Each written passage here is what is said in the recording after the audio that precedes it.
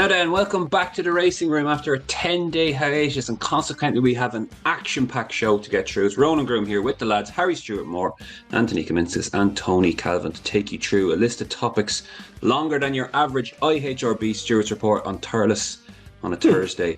12 in all I think we have, plus your questions, but we will say a quick hello to the boys before we get started. Tony Calvin, you're out in Prague for a few days. How did you get on? Yeah, it was all right, actually. Very pleasant place. Nearly had a couple of heart attacks walking up to the castle and cathedral. But yeah, it's all right. Just did the normal touristy things. Got naked on a taxi and drove around Prague at 60 miles an hour. Didn't even fall off. So yeah.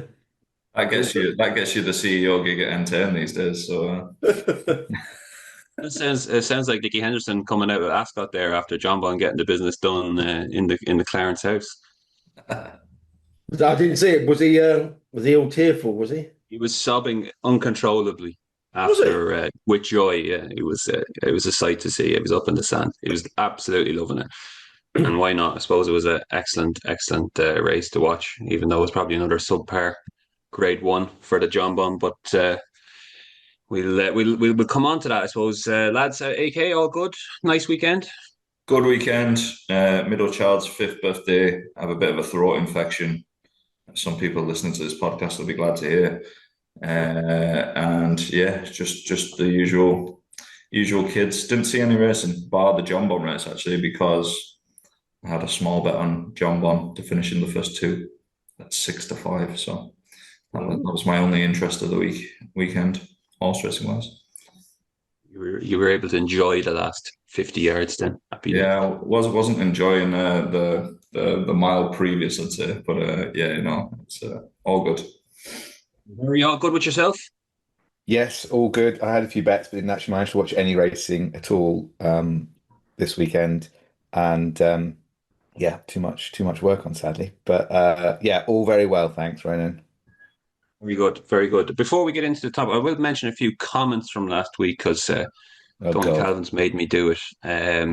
But first, a big shout out to Basil Pinenuts, who spotted that Dominic Matcham, who we've talked about in the podcast before, the Invades founder and the Friday Night Live stuff as well, was once on the Sky One's Football's Next Star. So if you Google that, that's a very good spot from Basil there. You can actually see he was in the Inter Milan tryouts as it was there. I think he was the first one voted off actually, but fair play to him. He's obviously got a bit about him from the early days. And comment from Fatty Wagon 8725, which caught the eye. Groom moved into the presenter posse well. Should have more to say, in my opinion, given he's 20 years younger than the rest, which I thought was happy days. I know. The level of offence sent to us on YouTube is just something else. We could get Specsavers to sponsor this pod, I'd say. Yeah, I wouldn't have a clue how old you are, actually. I'd need a 5-year spread. Well, Trevor Clark, 6956. He's not as young as you think, was the reply to Fatty Wagon. So answers on a postcard, maybe in the comments. It'll be truly humbling for me now. Keep your personal data to yourself, is my advice, Ronan. 25. 25, yeah, we'll take that. Plus another 10 years. So 45. There you go. That's it, yeah. Yeah, that's it. Wow. Good man. The oil of Ulay has been out, I'd say, for the last 20 years. Couple more years of AK bets will age you nicely. And worry about that. We will kick on with the racing review, Tony Calvin. Do you want to? A busy one, I suppose you have here, but you kick on with it and we'll get into the topics after. Yep. Just let me call it up. Not a great time for the old. You're starting with Via Sistina out in Australia. Oh yes, Via Sistina earned about 10 million in her career. She retired on Sunday morning and is going to visit Dettori at Stud. We had some changes to the Grand National. Final declarations for the National will now be made at 72 hours in advance. And as well as that, the number of reserves for the 34 runner contacts will increase from 4 to 6. So as reserves can be brought into the race up until 1 p.m. on the day before it is run, that's probably not ideal. But yeah, that's generally a good move. The earlier you can get the confirmed runners, the better. And news came through yesterday that Goshen's retired, and that 2020 unseat at the last in the Triumph Hurdle, when he was the 5-2 favourite, still haunts plenty. I would have thought that would be one of the most bizarre unseats, falls. That way he got his legs crossed and fell over. But yeah, that was dramatic as they get. That's the option.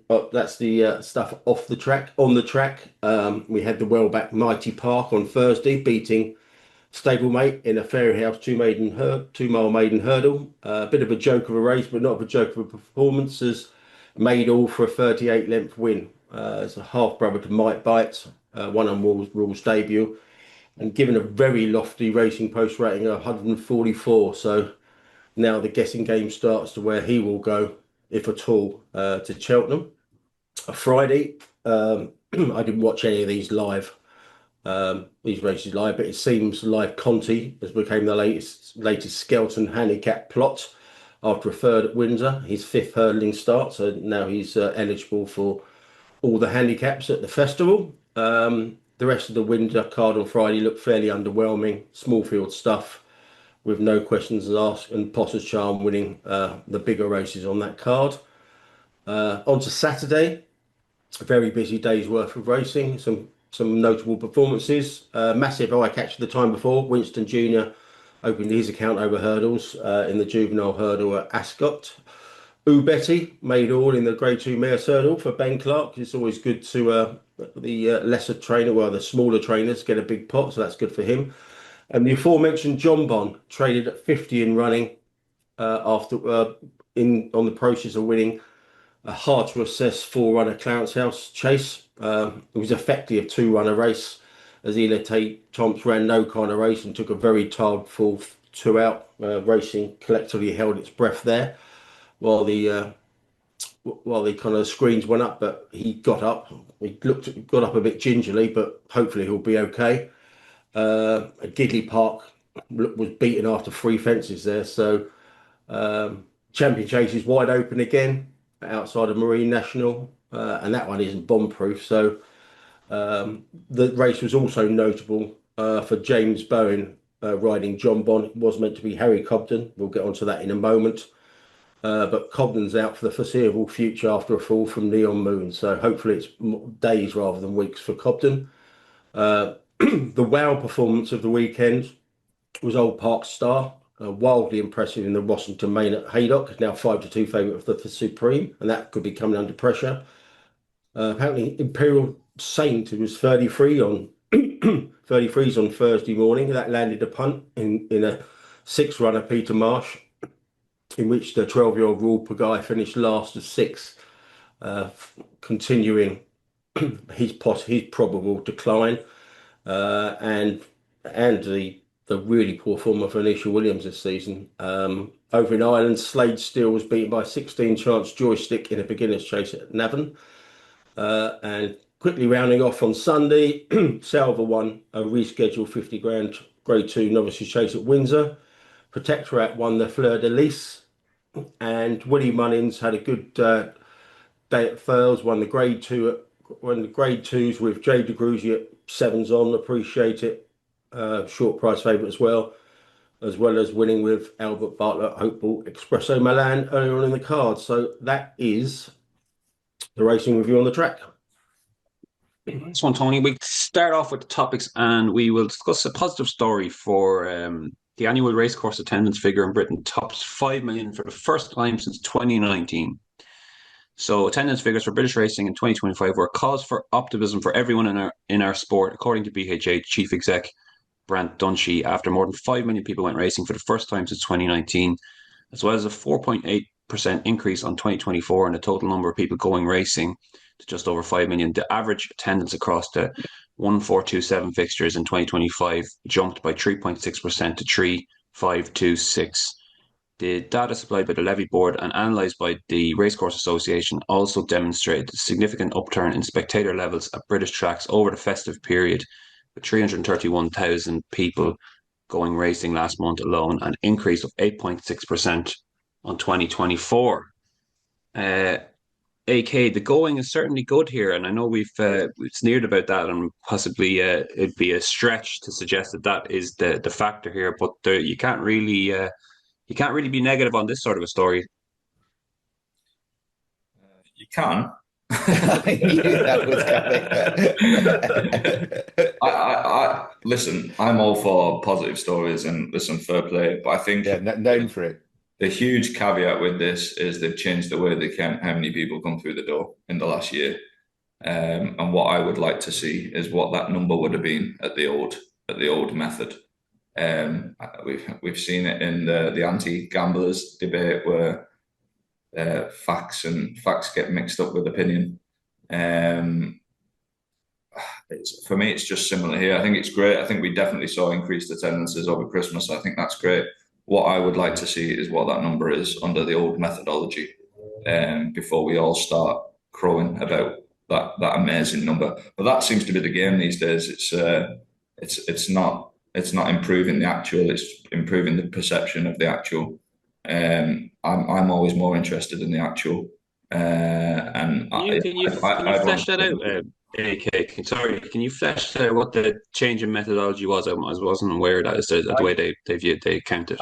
I think this counting procedure was in place, changed in 2024. Exactly when in 2024, I don't know. So there might be some validity in what AK said there. Basically, under 18s going free, but now they are counting those as in the attendance figures, even though they're not paying to get in. So that's where some uplift may come from. Undoubtedly, some uplift. It's just nobody knows what uplift. I'm just always of the opinion that when you start window dressing numbers, it's to hide reality. Usually, window dressing is window dressing for a reason. I just want to see what the number was under that criteria, and if it's bigger, absolutely happy days. I'd imagine it's not. So, and that's why we get the new methodology. Would that mean that the lift is simply under 18? The increase would be under 18s who weren't previously being counted. What it could mean is there's no uplift. It's continuing to decline. We don't know. So I don't know. I just want to see what that number is, but nobody's going to give you that number, I'd imagine. But that would be interesting. Yeah. And also, I imagine Invades, if they're taking up to 6,000 people to some meetings, they must have a pretty hefty impact on these figures in 2025. And also, I think we got lucky with the weather in 2025, didn't we? Unless I've forgotten. So obviously, when you get good weather, you get more people going out and going racing. But no, I think it'll be harsh to put a really negative. It's 4.5% increase. Is that right? Broadly, 4.8%. What? 4.8%. Yeah. Sorry. 4.8. Yeah. Oh, right. Sorry, I've got one here. It's 4.5. It'd be hard to imagine that is under 18s who weren't previously being counted, wouldn't it? Well, it's very easy to solve it. Just tell us what the number would be under the old methodology, and then if it's higher, I suppose they might not keep the figures under the. If I'm any, the way racing works, if they have the ability to bin something like that, I should imagine they have done it. I don't know. I think anecdotally, though, don't we accept that there have been, in our own experiences, that there has been an uptick in attendances when we've been to race meetings? I think there has. Yeah, I mean, I think we're being a little bit harsh on those bigger meetings. I think for sure. I think definitely seen that. I think you're going to see it this year at Cheltenham because they're going to get all the Invades people to pad out the Wednesday, which is absolutely on its arse from an attendance point of view. The attendance will probably be huge on the Wednesday night at Cheltenham. No, I mean, a lot of this is going to be what do you do with when you get new people in? How long do they stay? How much are they actually, coming racing rather than being conned into a bad nightclub night on a racecourse track? It'll be. We'll wait to see that. But I don't know. I think that it just seems to me that change methodology is probably not what accounts for a 4.8% increase in. I'm not crabbing it. I'm just saying it's not a like for like. So I'd want to see. No, I accept that. Yeah. Sorry, Rob. We leave it there. We'll go on to that Harry Cobden story and JP McGass. So JP McGass appointing Harry Cobden as retained jockey for the season in UK and Ireland after weeks of speculation. Where do we want to start with this? Tony, you can kick on here. I have to say, when I read it, and I've had a lot of people, we've a lot of pieces written about it since, and a lot of reactions and stuff. My first, I obviously heard the rumors and stuff like that, but my first kind of thought was, what's the story with Mark Walsh? Why is he being treated this way? What's actually gone on here in the background, which we might never know? But what was your first kind of inkling into the story when it was officially announced as well? Yeah, well, these rumours been going around for weeks. I think the Sun's racing editor, Callum Jameson, said they'd known about it for a month, but every time they approached the likes of Cobden and Nichols, etc., they were just met with denials or a no comment. So it's been around there for ages. It wasn't any great surprise when it eventually came out. I do a bit of work with Nico de Boinville, and so what we should say is Harry Cobden was announced as JP's retained rider last week in UK and Ireland from next season onwards. So that's May onwards. Like you said, it's Mark Walsh seems to be quite badly done to. I didn't know, but I think it was Jay Mangan who first flagged it. He's ridden 37 Grade 1 winners for JP McManus, Mark Walsh. So and Richie Forster wrote a very very good article on this. Richie's the star of the Racing Post editorial team when it comes to comment pieces like that, and he wrote a very persuasive piece about why, like I said, he said Mark Walsh is a dead man walking, etc. So that's the headline. That they pulled that out, but no, I think it's harsh. Richie made the point about it's not a straightforward job. He put a very good. I have to be careful here. He wrote a very careful piece about there's always maybe an eye on the next prize and not the race on the day. So there's short termism and long termism comes into play with the job. Cobden is going to do what Roby Walsh used to do when he rode for Nichols when Nichols was in his heyday. It's going to be a lot of travelling to and from Ireland. So it's going to be a tough gig, and Cobden knows what he's taking on. But like I said, it comes with its challenges, that job, even though you're going to be riding some of the best horses around. Indeed. Just to touch on Richie's piece, as you say, we rightly pointed out, and definitely worth a read for anyone who hasn't caught it yet.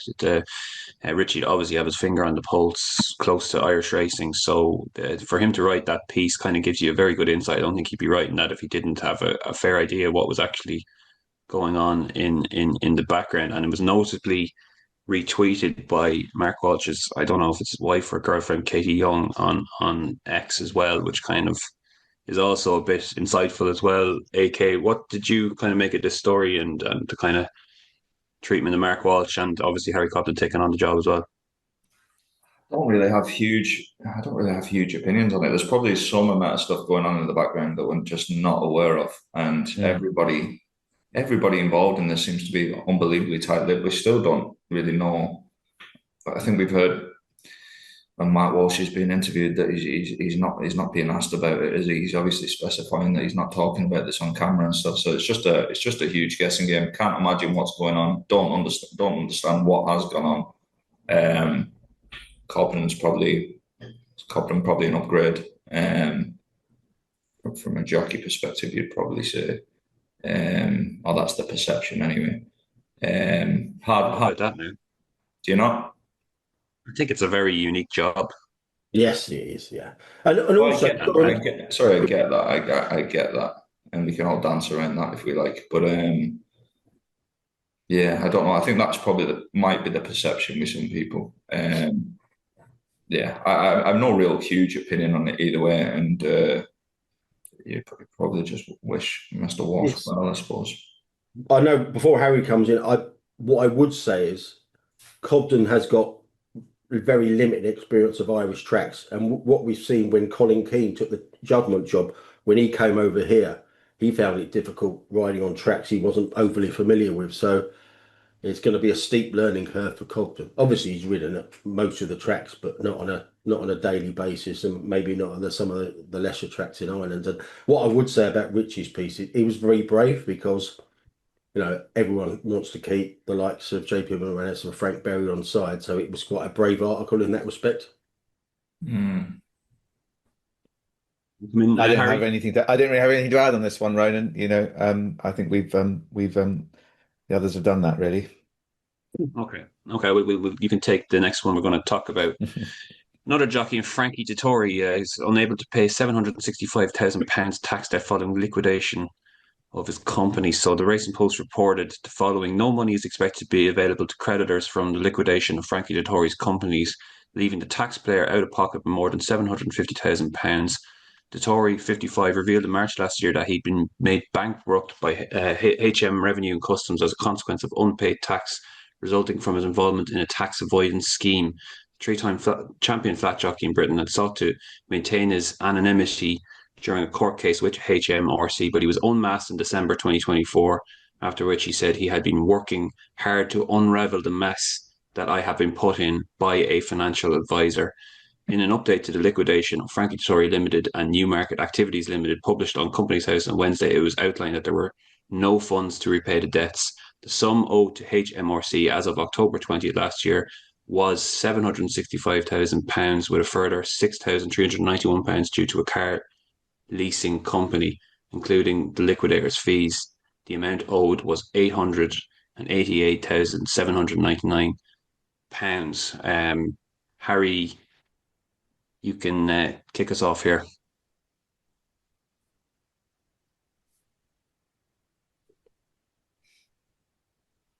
You there, Harry?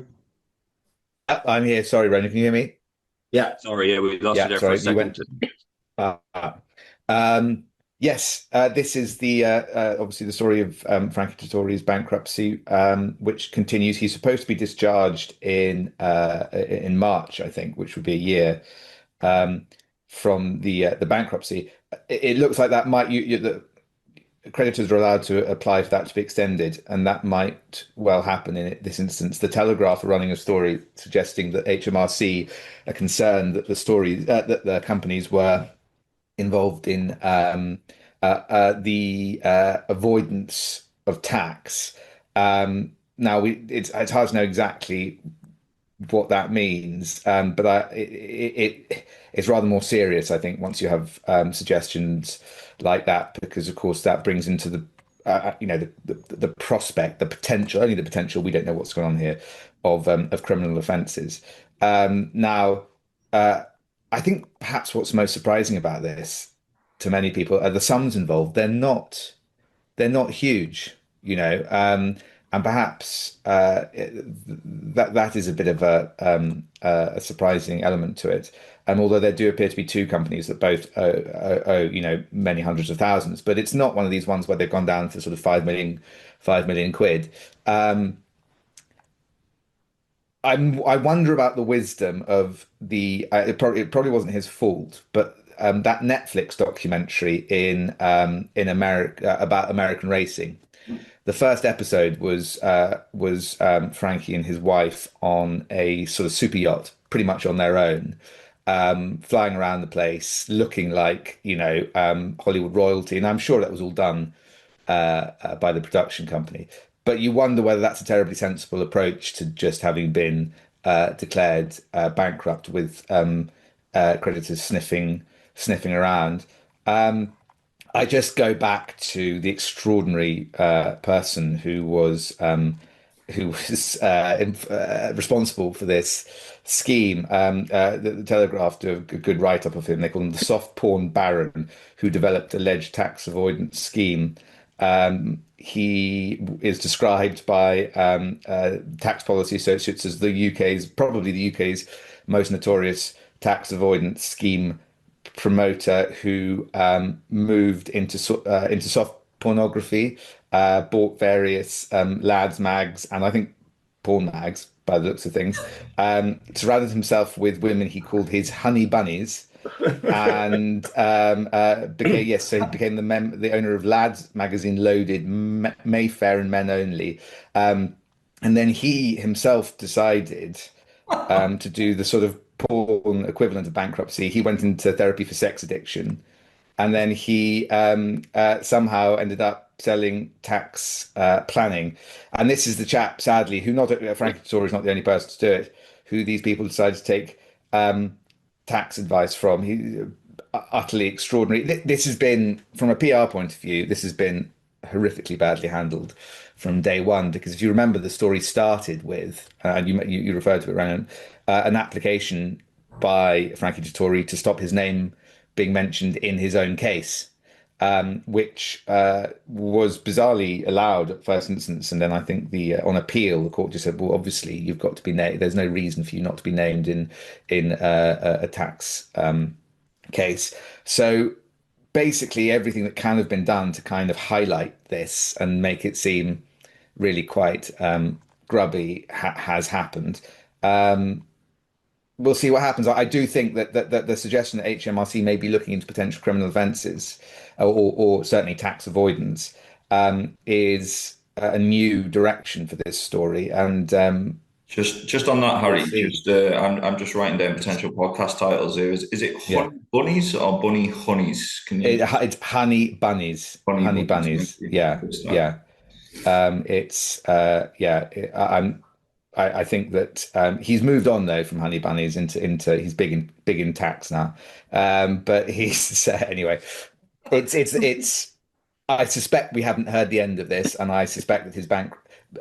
It is a guess, but I wouldn't be surprised if his bankruptcy does not, in fact, end on the 27th of March, because I think that the creditors, principally HMRC, will want to look further into this. And as I say, you can apply to the court and say there's more to dig up here, and the court's quite quick to allow that if there's evidence of it.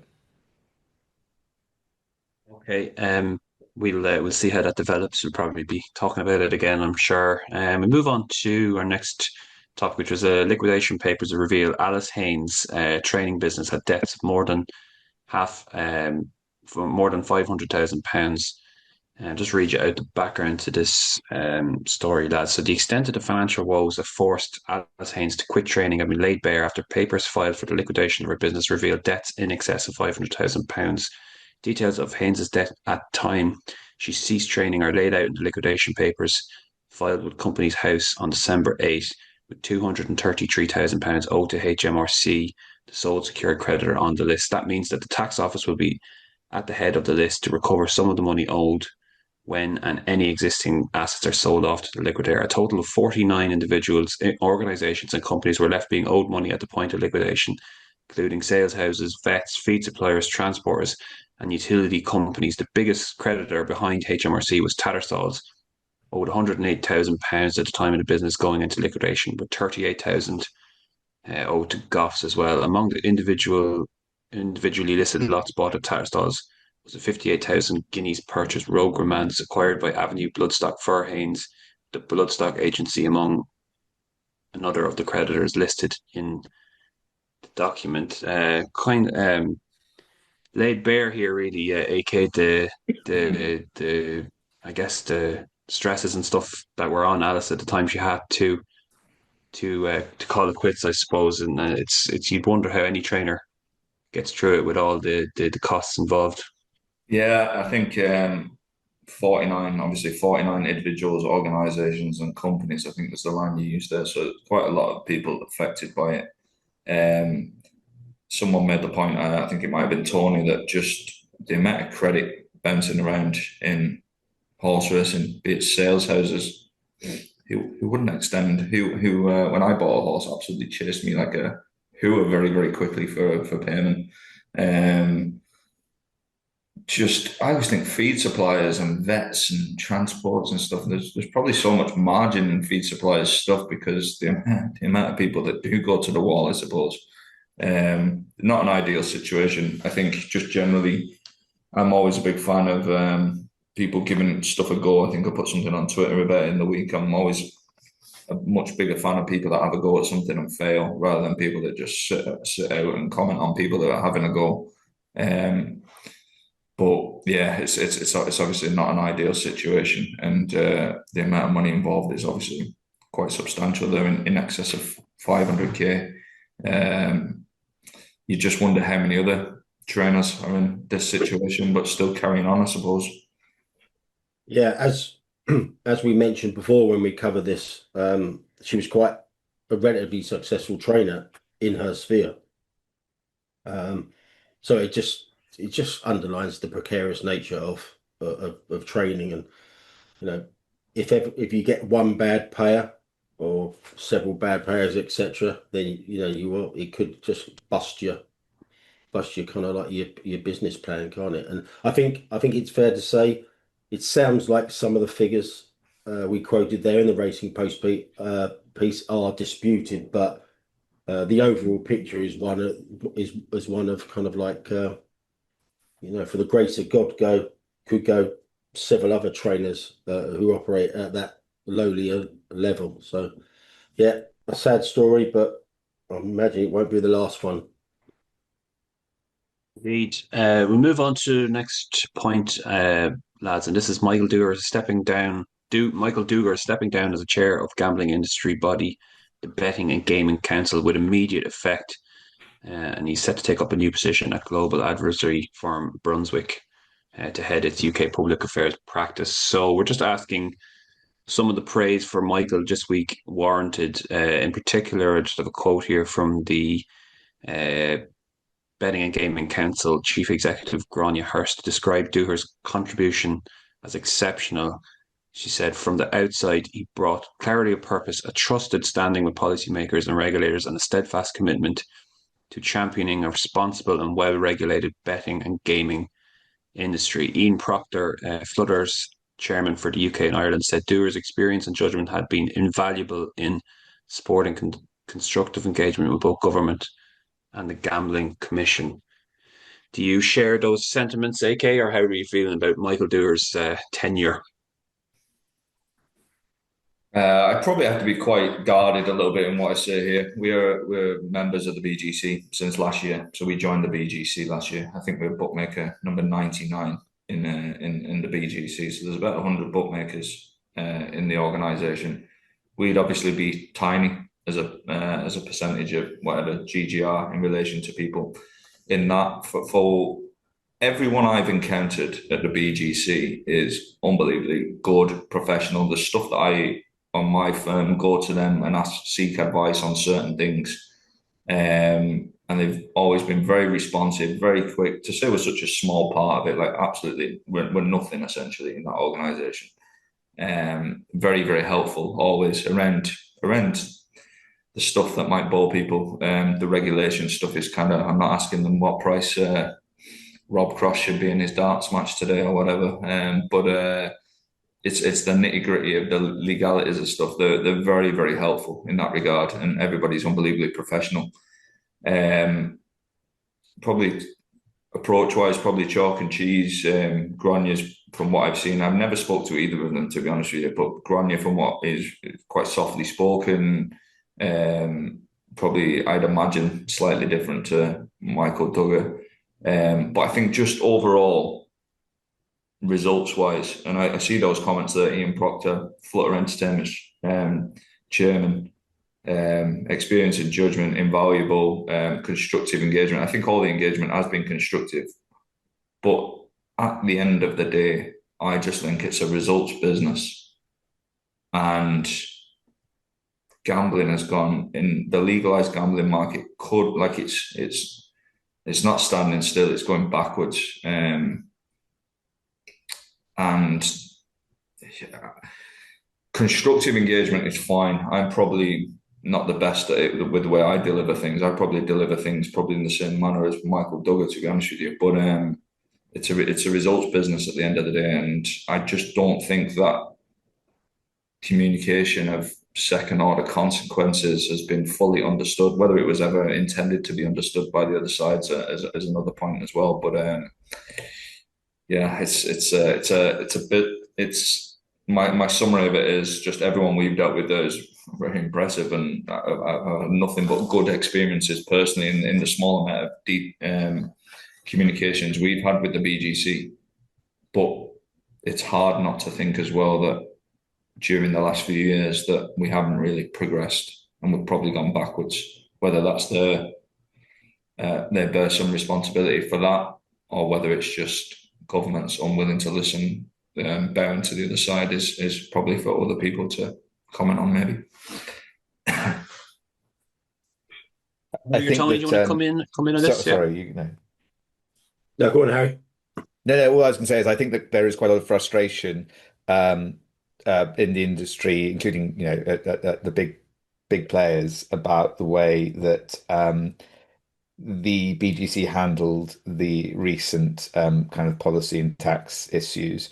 And that I think that they feel that there was a belief that things were properly dealt with behind closed doors in kind of meetings and at corporate events with politicians and policymakers in an age where that was clearly not going to work anymore, given the amount of public scrutiny on gambling, and that the belief was that that the BGC needed now to come out fighting on the broader media stage and appear on, for example, the Matt Zardkazan interview on the BBC, where no one really was put up. They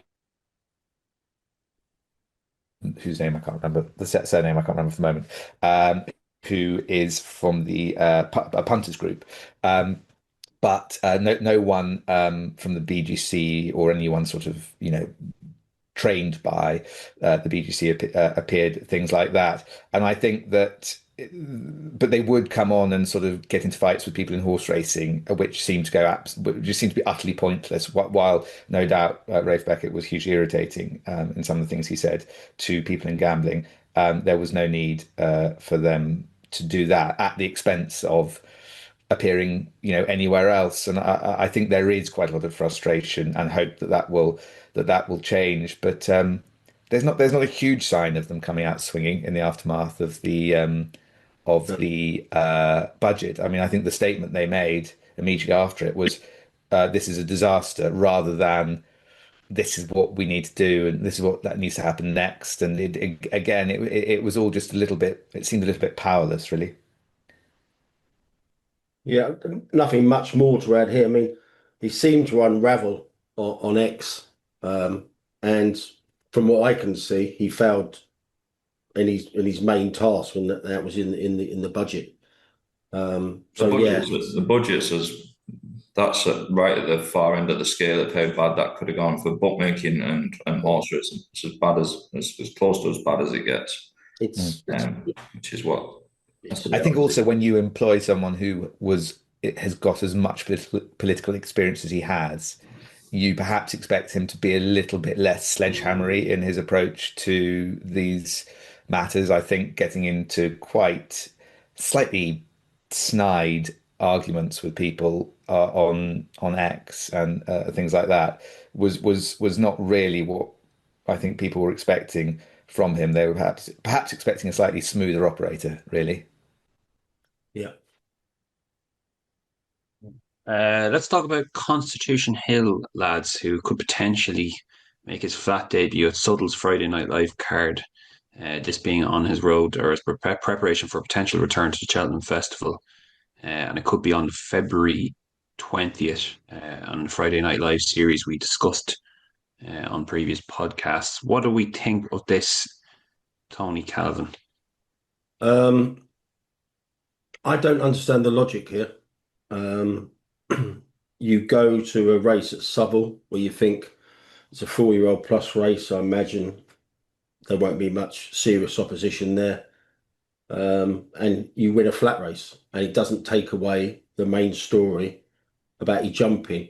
But if it was me, and you are going to continue down the hurdling path, then you had to run him over hurdles before Cheltenham.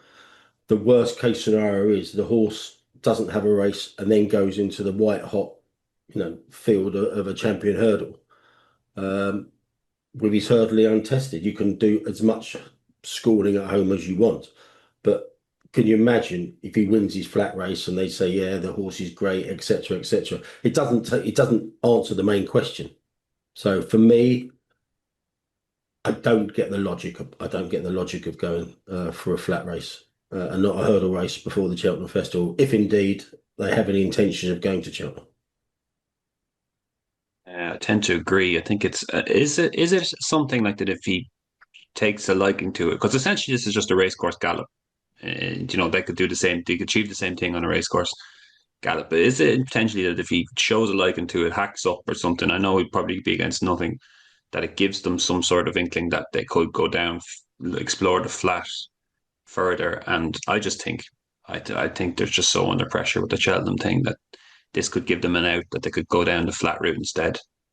Look at Ascot and stuff like that. I know it's a 40 grand race and they've rescheduled a race for him purposely for him to run it. I just don't get the logic. I don't get the logic. I'm trying to sound it out what the actual thinking is there. Did Harry or AK, do you anything to come in here? Or? I just don't get the fascination with the horse. I just don't get it at all. I hope he runs at Cheltenham because I've got a few school fees to pay for soon. So. Okay, well, we'll see what happens there. We'll take the next few points in unison together. It's the kind of BHA racecourses, bookmakers kind of meteorites triangle of sorts that we always seem to be touching on the podcast. But just read you out a few developments, I suppose. So large independent racecourses have reiterated their support for an independent BHA board as a dispute over race day data rights threatens to destabilise Lord Allen's plans for the sport. Allen took over as BHA chair last year after winning approval from racing's participants and racecourses for a new fully independent board following a standoff. Newbury, Ascot, Chester, Goodwood and York formed the influential group. AKU also had some information, I suppose, on the racing partnership situation from a source as such. I'll let you maybe come in here and then I'll do the more on the data rights then between RMG, I suppose, and the NTF. Yeah, no problem at all. So just contacted by an independent bookmaker I know in the UK who just wanted to clarify and explain a few things regarding their own TRP contract. His opinion was not many bookmakers have signed and he described as being put under pressure to sign. He said to me that essentially his opinion is TRP playing Russian roulette, not only with independent bookmakers, but the horse racing industry as well. He says TRP are currently demanding that independent bookmakers paid 25,000 sterling per year or £2,100 per month for the same content. This is made up of ARC horses and Graham meetings with some foreign racing, which nobody bets on in our shops. Data is also included in that figure, but doesn't justify the huge discrepancy in prices. Most independent bookmakers do not want Australian dogs or international racing from Jebel Ali, and yet are forced to pay through the nose for a product with nominal turnover. He basically described Betfred as essentially not an independent bookmaker, even though they are technically. He said it's the smaller, real, in inverted commas, independent bookmakers who aren't in a position to negotiate. Like we've obviously seen Betfred, he's on the Ascot stuff. Any separate deals with suppliers. He says Betfred can still show TRP dogs, but there remains a blackout on ARC race meetings. Smaller independent bookmakers do not have that option. He said if Betfred are being charged the same total as all other independent bookmakers, their TRP bill would amount to 32.5 million a year. But given the scale, he imagines there would be nowhere near that. What else does he say to me? He says TRP have threatened his word, independent bookmakers to cut their service off if contracts haven't been signed by the 23rd of January, which is that Friday this week. They are also, this is quite an interesting point. He says they are also insisting that independent bookmakers sign for a minimum of 3 years, and that if the amount of content is increased, the annual charge will also increase. And that's insane in my point of view. How can you sign a deal like that is beyond me. Like I wouldn't sign that. So He says all bookmakers believe that the 30% increase is totally unjustified, bearing in mind that betting on horse racing is decreasing. The only thing that will result from this is falling field sizes and increases in overrounds. Those independents that sign this contract have little or no chance of increasing their TRP turnover by 30%. It will be commercial suicide for any independent bookmaker to sign that contract in its present format.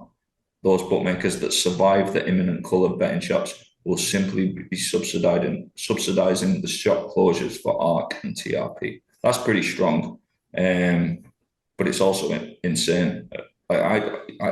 You couldn't sign an open-ended contract and be locked in for open-ended on cost and locked in for a number of years. It's I totally agree with that. If that is correct, it's commercial suicide. I mean, the interesting thing is, what is it that TRP? I mean, they must have taken a view on this. There must have been meetings internally going, they will pay this. What would be interesting is to be a fly on the wall in those meetings. What is it that TRP? And they may, for all I know, they may be right, but it does have to be said that at a time when the horse race, their product appears to have been significantly devalued. I mean, literally within the last month. It does seem, 2 months. It does seem pretty astonishing to be this ambitious, perhaps, with what they're expecting their customers to pay for their product. But there must be some kind, whether it's right or wrong, there must be a method to the madness. Indeed. Might just go to the other side of the triangle now, lads, with Martin Cruddace stories that come out in the last couple of days. So Martin Cruddace said he'd be very surprised if racecourses change their position on the ownership of race day data rights that has led to the standoff with the BHA and the hold-up on the creation of a new independent board for British racing. I was just mentioning earlier. So Cruddace was at Windsor on Sunday. He said, "We understand there were clear assurances that when it came to racecourses, owned their rights, and they are like our uranium. The BHA, under the new regime and the new board, would not seek to fetter or interfere with those rights. So I'd be very surprised if that position changed." How serious is that sort of stance, Tony Calvin, and of where we're actually going? I thought the use of the term uranium was quite interesting, as there's in they're Yeah. basically building nuclear weapons with it.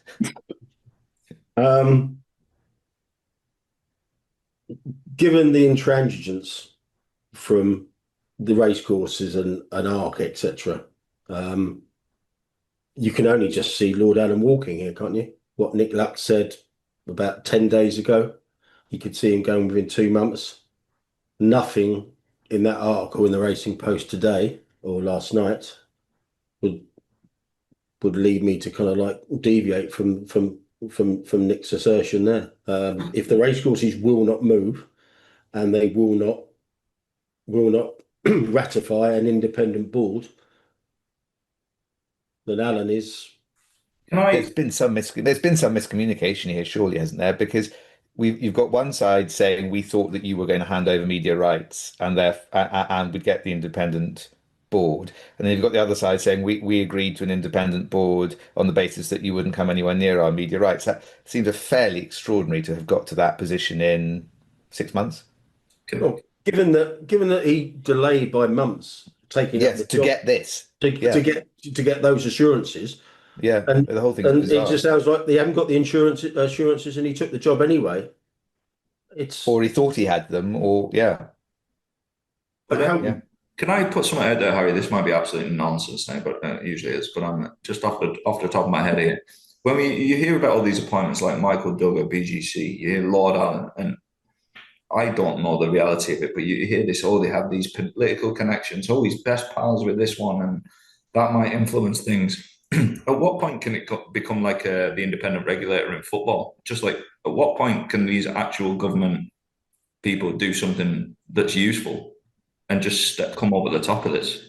What you mean, sort of legislate for the way the horse? Well, I guess that's what the levy is to an extent, is that the government sorting out the funding of horse racing. I don't see it happening in a hurry because in the current political climate, the idea that someone's going to want to spend serious money and time getting heavily involved in the racing industry and how to fix it, I think their approach will be, look, you've got the levy, fix it yourselves. I'm this thing of always going for people that people think have done well in politics. You know, once you come across and dealt with a few politicians, your view of their abilities becomes much more realistic. You know, it's all you've got to do to become a politician, particularly nowadays, is win an election. Well, that's not terribly difficult if you manage to be put up by one of the major parties, and then once you're in there, frankly, you can become prime minister. It appears, on pretty much on the roll of the toss of a coin. So, you know, you have to remember that there was a long period,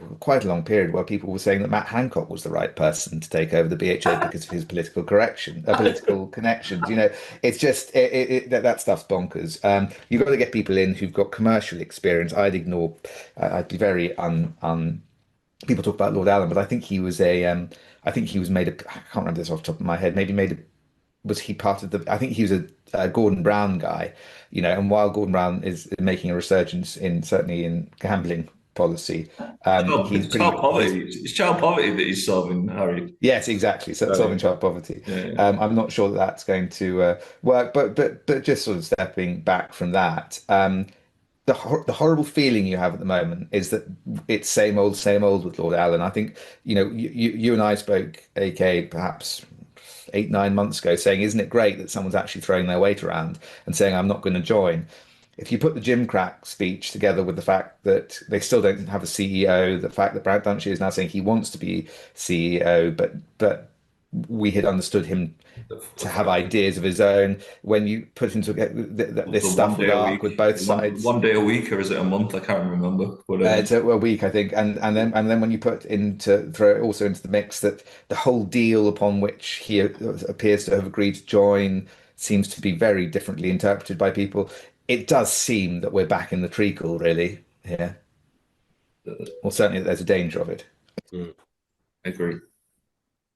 Which is that's what horse racing is, though, isn't it? It is the bloody treacle. Well, that's what we were hoping. I mean, maybe he's just worked out what everyone else has. Is it you can't get out? You know that the treacle has gone hard. Surely that's then the final confirmation, the final nail in the coffin. If Lord Allen decides, right, I can't fix it. I've given it a go. I've thought I've got through or whatever and got an agreement, but now literally fallen the first hurdle since I've started. Give it. Well, if he does go, he should drop. If he does go, he should drop some serious depth charges and say why he's going and whose fault it is. You know, that, and I suppose that's what he's holding over everyone, is if I go, I'm going to say it's because you reneged or you didn't agree to this or you refused to bend. But if he does go, I think, you know, for the good of everyone, I hope he says why. Absolutely, you should light the house on fire. It's like doomsday. It's like when will we ever fix it if this is how quickly it falls after someone comes in to such fanfare and such everyone thinking this is a great idea, and next thing it's gone straight away.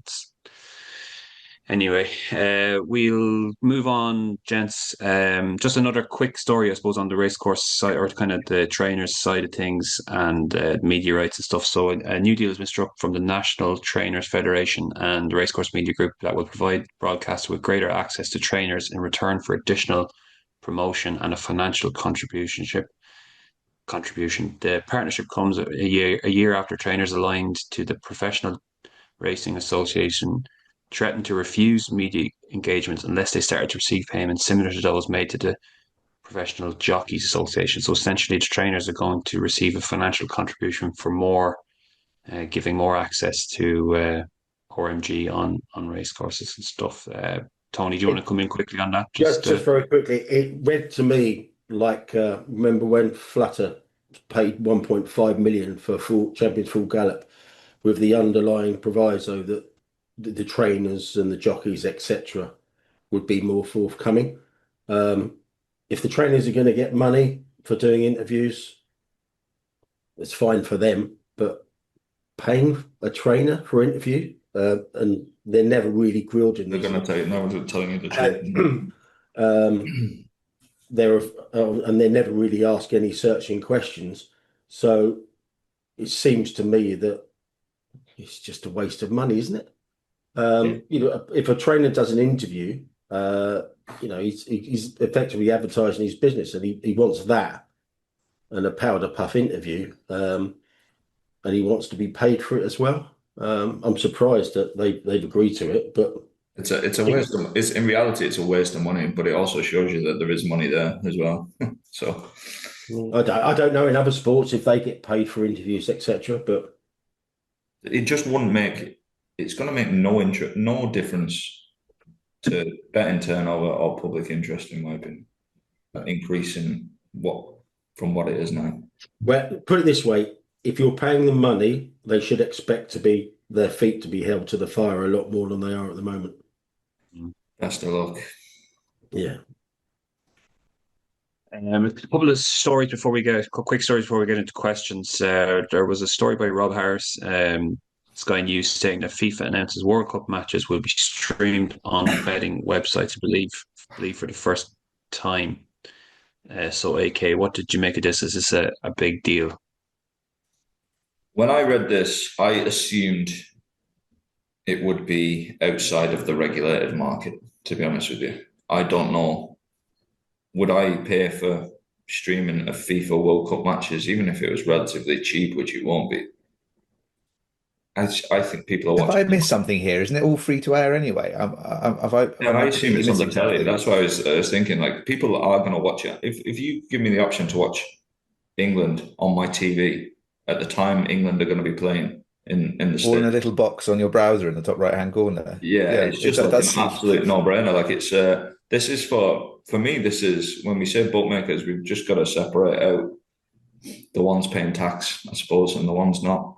And I'm not sure these will be featuring. If they do, I don't think they'll make that much difference to turnover. But it's probably more of an outside of the UK was my read to it. But maybe they'll pop up on a bigger PLC type firm over here. But can't imagine we'll have it.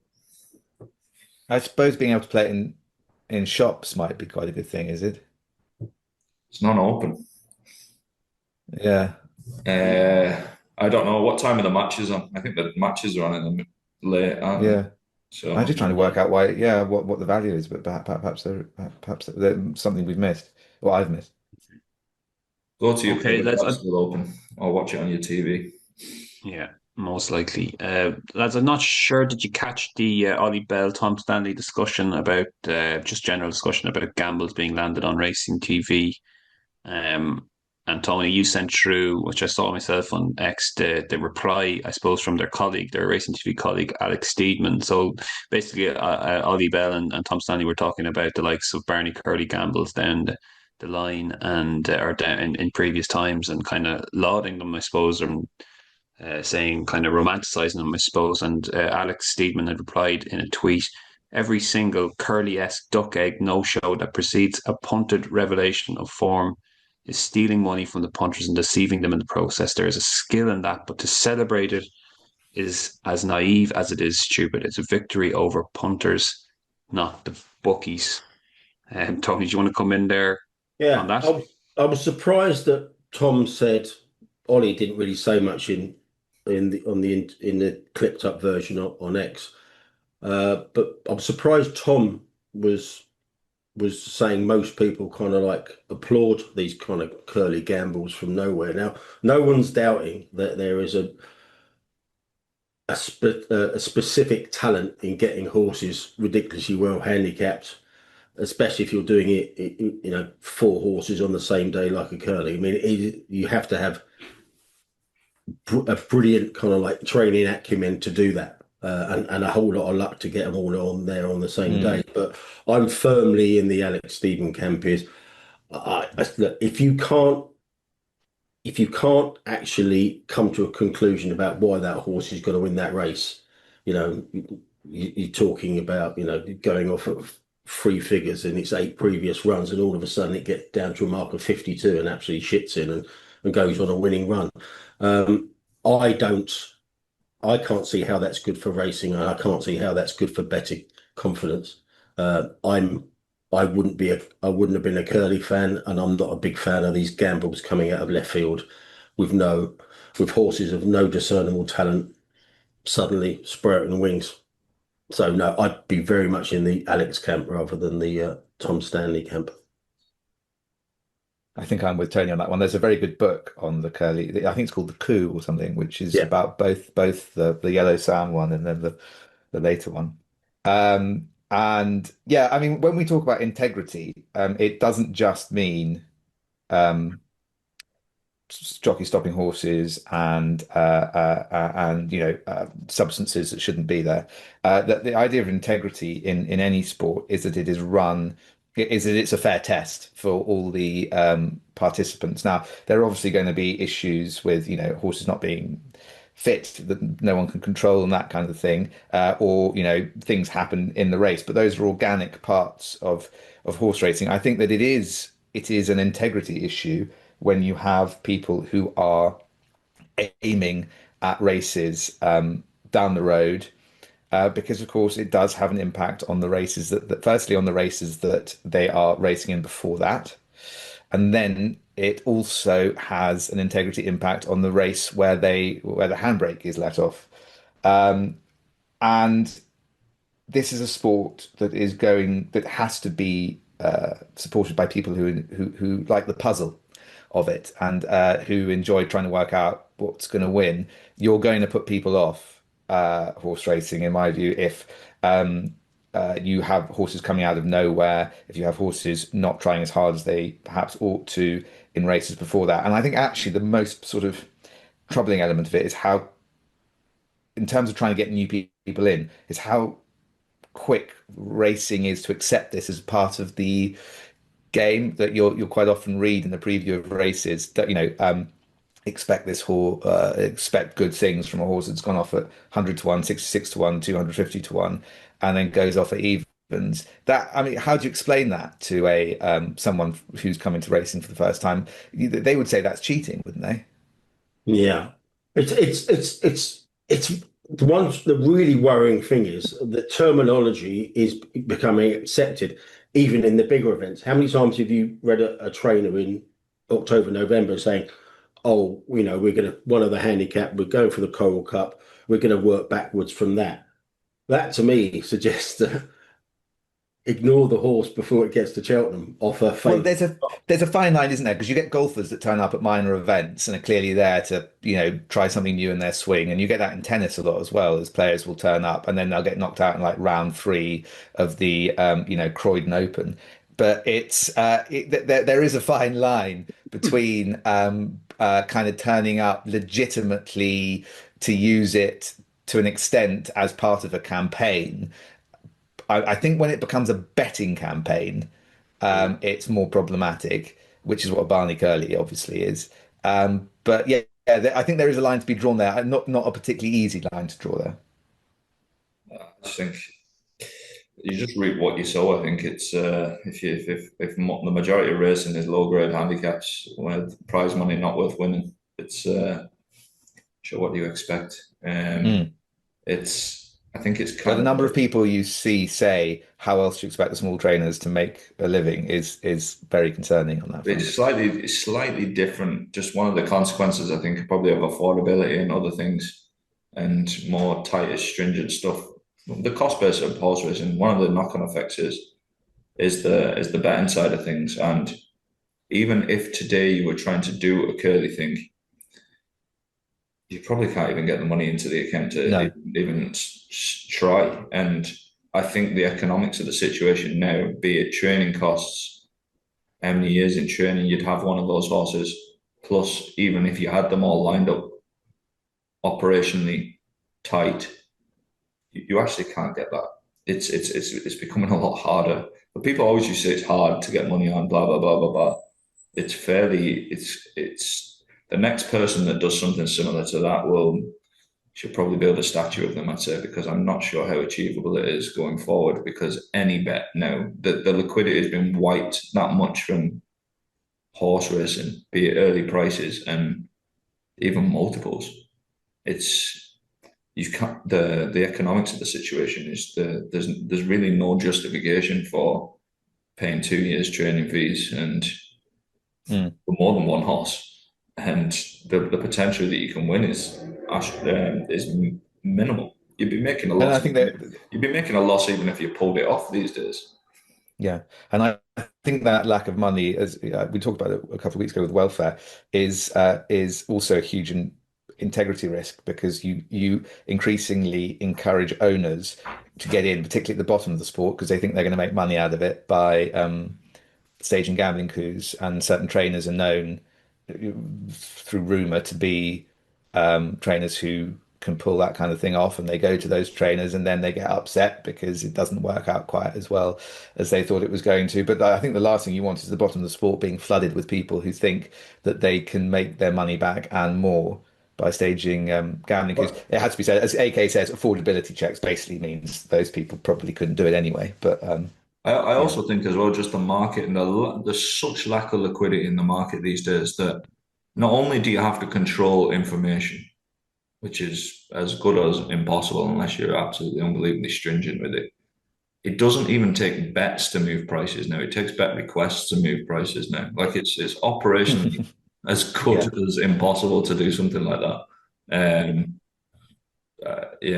I think operationally the curly stuff, without commenting too much on the other stuff, operationally was extremely impressive. The operation. Oh yeah, I mean the book is unbelievable. The second coup in particular, the one based around London, where he sent all those people over to stay in Service Flat around St Paul's, and basically go off to different boroughs of London on bicycles and buses and all sorts of things. It's astonishing. Yeah, I've got it downstairs actually. He even went to the point of kind of like giving them all kind of underground maps and pointing out where all Yeah, the betting shops were near to the yeah. tube stations. Yeah. He had a second in command, didn't he? Whose name I forget, who I think I think. had been a bookmaker. I previously wanted to back one of my horses that was running in a race years and years ago.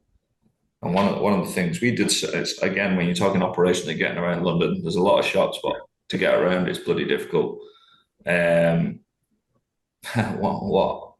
what me and my friends did was we got parcel delivery software. So you could put in the postcodes of betting shops into parcel delivery software, and it would give you the quickest route. It'd map out a route as if you were delivering 100 parcels for the day. You'd put in all the postcodes, and it'd give you the most optimal route. When was this, AK? No, I hope it was before City Mapper was invented, because otherwise, it was ages ago. I don't. I've okay, seen it. good. It shows you how long I've done it. I don't even know what City Map is, but this was like 20. Yeah. Jesus, this would have been like 20. I don't know, 14, 15 maybe. I don't know. Okay, yeah. And that's what we were using. It's absolute class. Yeah. Still unbelievable. If I remember the story, he was sending people in to kind of develop relationships with the people behind the counter in the days before Oh yeah, coup, and sort of have that was the VC shop, I think, in London. was it? He sent somebody in to do 100 quid Yankee and then another 100 quid Yankee, and then came back the next day to do 100 Yankee on. That's right. Yeah, that's really really clever. Yeah. Like, don't knock that. Like I'm not saying you. Well, Victor Chandler, I think the last ones to pay out though, weren't they? If I remember right. Spot it, I think they did spot the second bet from memory. Chris Poole probably know, but yeah. Thought of everything. I was as good as everything. Yeah, Chris Poole is probably in a cold sweat thinking about it. Yeah. Very good. We'll take questions, lads, and one from Ben Keith to start us off. I have no idea why people aren't going to or entering horses for Ascot and the Winter Millions. The prize money is enormous and a giveaway to get in. Same people who don't support the game will also be grasping come Monday for more levy and minimum bet liability. Tony. I don't know about the racecourse attendance figures. We don't tend to get them for about 3 weeks after the event on the levy board website. Reading Simon Knott's pieces from Windsor on Friday and Sunday and Ascot on Saturday, it didn't seem like it was overly busy. As for field sizes, some of them weren't actually that bad. I mean, you got your normal 4, 5, 6 runner races, but you got some bigger fields. So I'm not sure Ben's point is particularly valid, but like I said, I don't know how many people turned up, but it seems like the trade on the Star Sports pitches wasn't great.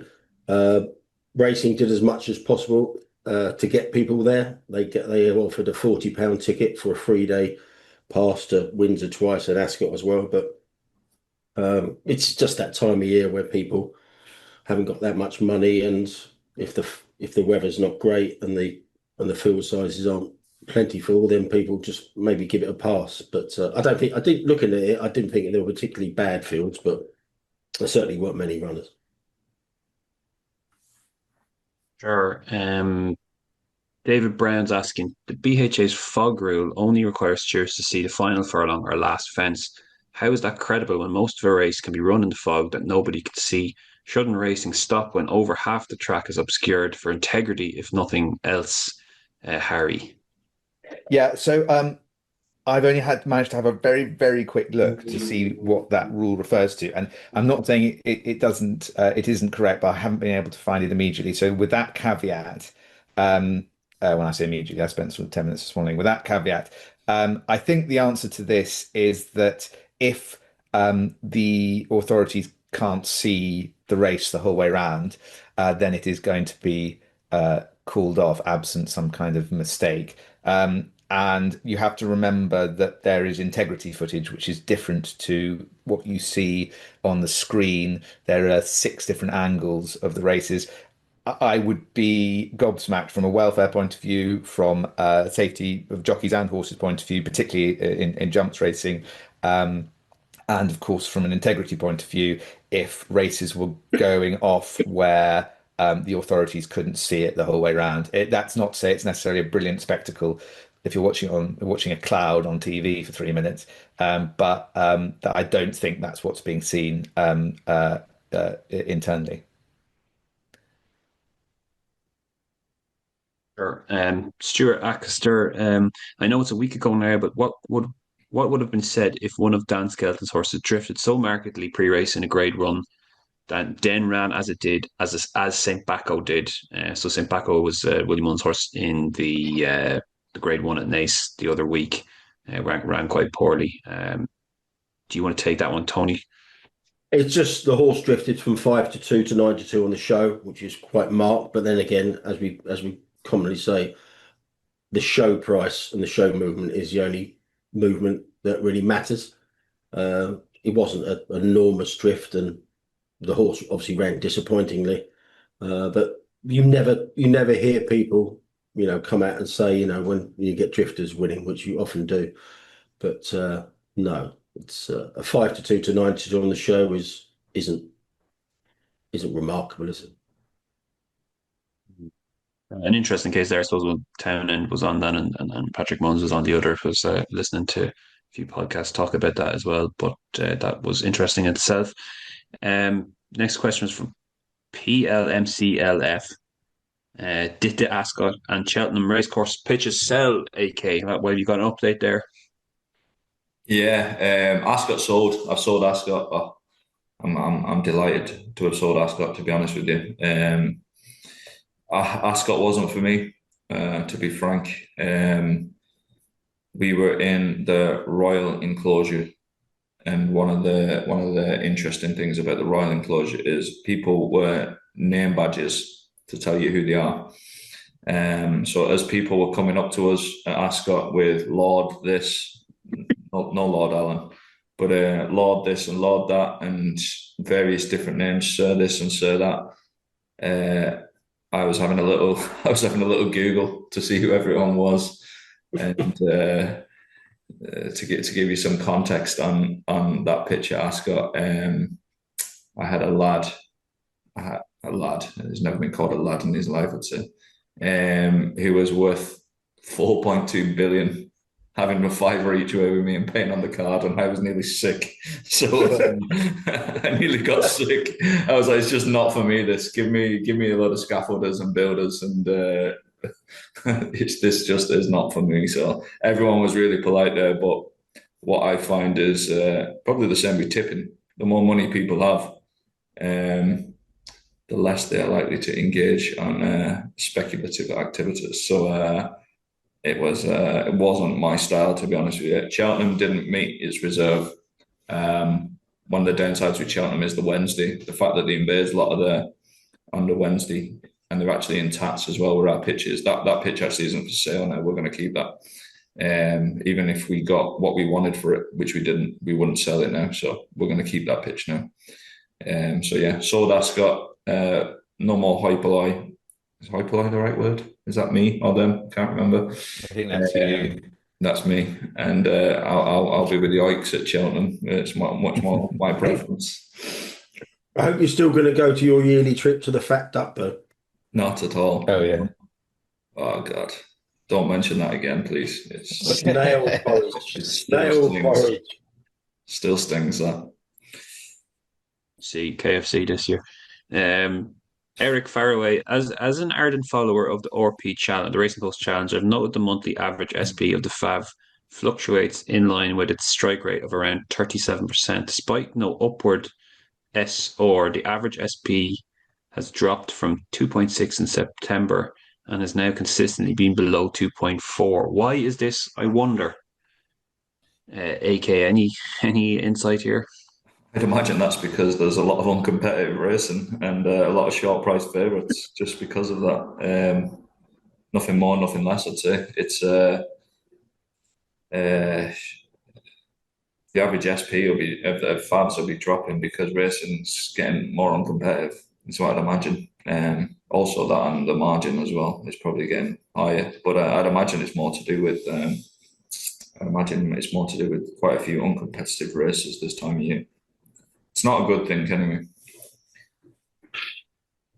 But probably not for the reasons he thinks, I think. I think so, yeah. I think it's pretty simple explanation there. And then final question from Shunter. Has there ever been a worse advocate for sensible gambling than the insufferable racing blogger?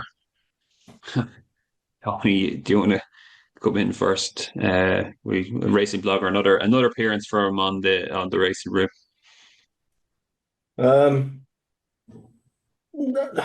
There's been worse. I think the betting element and the tipping element to his to what he offers is by far the weakest part.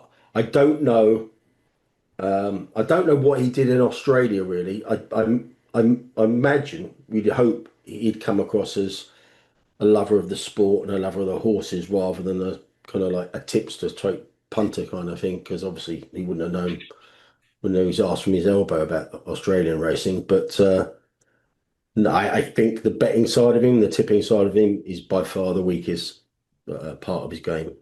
You don't mind that instead, but just maybe if you scaled it back a bit, the kind of roaring and angry. Yeah, I think it's the anger. That stuff is that if you scale it back, we don't mind him being a punter because that's what he is. That's what you know what I mean. Like, and so many people will align with that. But the absolute reaction, this crazy reactions that he's filming himself and stuff is where maybe lets him. I think that's where the line is crossed into irresponsibility. Is only really when you start seeing him go absolutely mad in pubs because Real Madrid had scored in the last minute of some game, and and I think that gets us in. He starts to look, frankly, like someone who's not in control of his gambling when he does that, whether it's real or not. And I don't think that's totally good look. But beyond that, I don't have a problem with him. Engagement, isn't it? It's, I don't follow him for his tipping stuff, but what I and maybe that question person, plenty of people do. Majority of people do, I'd imagine. So you think that the temper tantrums and things are just to get people people moving, get more eyes on it? We're talking about it. Someone's asked the question. That's the gig, isn't it? I'm sure that's right. I would also say, and you might not agree with me here, that people talk about Frank Dettori and John McCurry. I'd imagine in the last 5 years, nobody's had more airtime and reached more people in horse racing than him, whether you like it or not. I'd imagine that's an absolute fact. There's no. Yeah, I think that probably is. The question is whether he's sending a positive message when he's doing it. I think broadly he is. And apparently his stuff in Australia was really good, and it went down really well. And I haven't seen much of him. Whether my algorithms had enough of him, I don't know. But it's not pitching up too much at the moment. But I'm assuming he did a piece at the weekend. When I was away, obviously, so I didn't really follow it. I presume he did his bollocks on Elite Toms, did he? Which is why. Oh, I see. Is that what prompts the question? Yeah, probably. Well, I'm guessing, but he's very much like Johnny Vaninis, and he plays at the short end of the market. And if you're playing big at the short end of the market and you have a few losers in a row, it can be quite painful, I would imagine. That's what people want, though, isn't it? They don't want to hear about me backing a 33-1 shot that goes off 22s and 4.6 to place and finishes sixth. Like, I'll be talking to myself. Yeah. Yeah, it's a fair point. I think I mentioned before. There's accounts on TikTok and football fan accounts that they only do well and get views after their football team is lost, and they're filming themselves fuming. It's weird. Thing. Yeah. Or, you film a video of you winning $2,000 and film a video of yourself losing $2,000, and I can tell you with absolute certainty you're going to get likes. So. The sad world we live in, unfortunately. The game. The game is that don't hate the player, hate the game. So what's the 45-year-old Ronan take on the blogger? He's still trying to dial up his computer. There he is. Go on, Rob. 45. No, 35. He said 35. Jesus. I was going to say 25 plus 10. He said. What's your view on Blogger then, Ronan? Fucking hell, Tom! You didn't think I was 45, did you?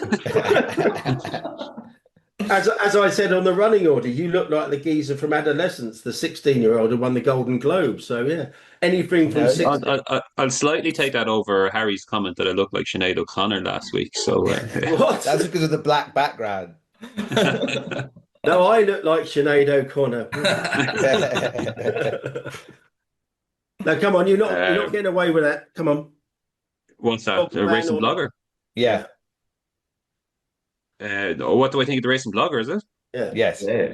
I like him. Yeah, I don't mind him. I never got the. What's that? Who don't you like? Well, he's not allowed to say under threat of being fired. I'll stop myself from saying the quite obvious there now.